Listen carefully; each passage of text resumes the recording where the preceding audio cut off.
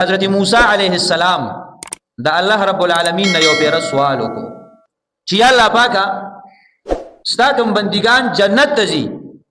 چې کوم ادنا جنتی دی چاته به د ټولو نه کم حیثیت او مرتبه حاصلې الله پاک دا غلک صفت راته بیان کا الله پاک دا ادنا جنتی به څنګه نو الله رب العالمین حضرت موسی علیہ السلام ته فرمایل چې زما ادنا جنتی چې د جهنم نه راوځي او جنت ته ځي الله رب العالمین به ورته فرمایي چې خوشخبری واخلا او جنت ته داخل شه وای دغه جنتی با پر جنت باندې نظر واچي جنتیان جنت کې خپل خپل مقام ته رسیدلي دي دی به الله رب العالمین ته وی چې یا الله پاکه جنت ته جنتیان داخل شوي دي ځان ځان له زینم نیولې دي زماده بار به پکې کم زی وی الله رب العالمین اوم تک جنتی ته چې دا ادنا جنتی دی ادنا مرتبه والا دی دته بوای چې ته خپل باندې ارزو وکا چې تا ته جنت میلاو شي الله رب العالمین بدته وای چې د دنیا د بادشاہ د بادشاہت مناسب جنت ته وخت دی وای او الله پاک زه په رضایم چې په دنیا یو بادشاہت کوي دا غي په مقدار ما ته جنت میلاو شي زه په دې رضایم الله رب العالمین وته فرمایي دغه دي شو دومره جنت خو دې شو چې د دنیا یو بادشاہ څومره بادشاہت کوي په څومره علاقه دومره جنت ته شو او بیا وته فرمایي د دې برابر نور د دې برابر نور د دې برابر نور د دې برابر نور بلکې پنځه کارتا دومره لوی جنت ته میلاو شو دغه جنتی چې دی ادنا مرتبه والا دی او بیا بوته الله رب العالمین فرمایي چې دا دي شو او د دې لسچند جنت شو د دې لسچند جنت ستا شو دومره لوی جنت ته میلاو شو بیا موسی علیہ السلام الله رب العالمین ته فرمایي یا الله دا خو ادنا مرتبه والا جنتیو یا الله پاک چې اعلی مرتبه هغه جنتی ته بس میلاویږي نو الله رب العالمین حضرت موسی علیہ السلام ته فرمایي چې اے موسی علیہ السلام اعلی جنتیان اعلی مرتبه والا دا هغه بندگان دي الذين اردت وغرست کرامتهم بيدي هغه بندگان دي چې د اغوی د پاره ما داسې عزت او کرامت تیار کړي په خپل منال کړي دي اغوی ما غوړه کړی دي او په دغه عزت باندې د اغوی ما خاتمه کړي دا معنی دا چې دغه عزت د اغوی د پاره ابد الاباد او همیشه دي دا غی لري کول نشته دي او بیا فرمای چې دغه نعمت او کرامت دي جنتیانو ته معلوم نه دي الله پاک قران کې وی چې فلا تعلم نفس ما اخفي لهم من قرة اعين هیڅ یو نفس ته معلوم نه دي چې الله پاک د پاره کم دسترګو یخواله تیار کړي او پټ کړي دي دغه اعلی جنتیانو له کوم عزت او کرامت میلاویږي ابد الاباد الله وی دي ته تر اوسه پورې اطلاع میلاو شوی نه ده خو ما ولا تیار کړي دي دا چې اکرام او عزت چې هغه بنده ته معلوم نه لري او الله رب العالمین دا غي تنظیم او دا غي تیاری د دې بنده لپاره کړی دي د نعمتونو الله رب العالمین تیار کړی دي د چا لپاره د خپل بندګانو لپاره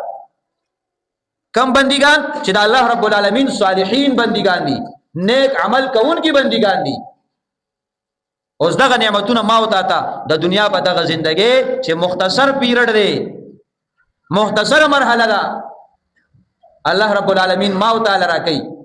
اوس په دغه ژوندۍ کې مونږ الله پاک رضا نکو د الله رب العالمین معرفت او د الله پیژنګلو حاصل نکو او د نافرمانه په لار او د بيدینه په لار د ژوندۍ تیر شي بیا هغه سزاګانې او عذابونه چې الله تیار کړی دي هغه دې بنده ته میلاویږي دا څومره د بدبختۍ خبره ده دا څومره د نقصان او د تاوان خبره ده او الله رب العالمین دې بنده ته قران کریم کې بار بار تنبیه ورکړي بار بار دا بنده را بیداری چې ته په دې دنیا کې د خپل ژوندۍ تیرې نو د دنیا په وجه باندې خو ته آخرت ایر کړې دی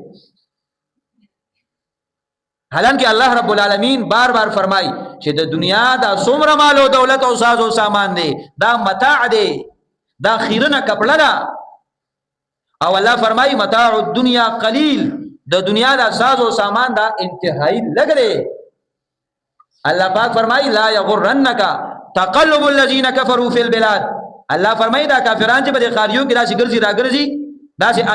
آزادانه ژوندۍ تیری دا په دوکه کې وانه چي دا خو د دنیا زندگی دا ساز او سامان دی د دنیا ظاهری خایس دی دا به ختم شي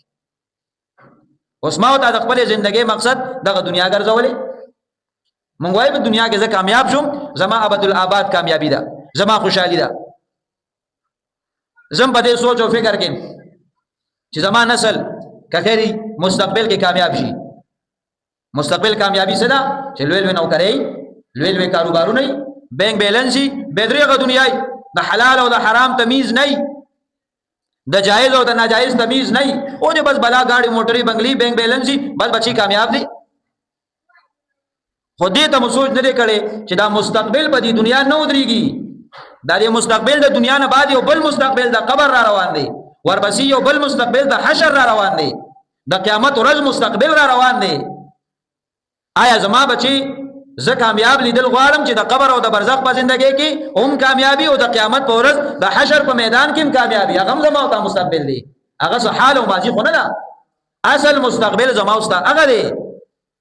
د دنیا ټول بچاهتونه میرا ټول کړو او طالب په ټیم کارت کې واچول او دا خپل جیب او بټوه کې خو دو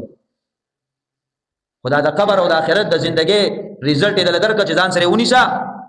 ستال تخلاصي نشته دا دنیا کې د دین اسلام او د شریعت مطابق زندگی نه لته راکړي ال دستانه کامی ده نو کم یو کم عقل انسان به چې هغه خوشاله چې زه کامیاب شوم ولی د دنیا ټول مال او دولت ماته ملاو شو سو خوشاله وای داسي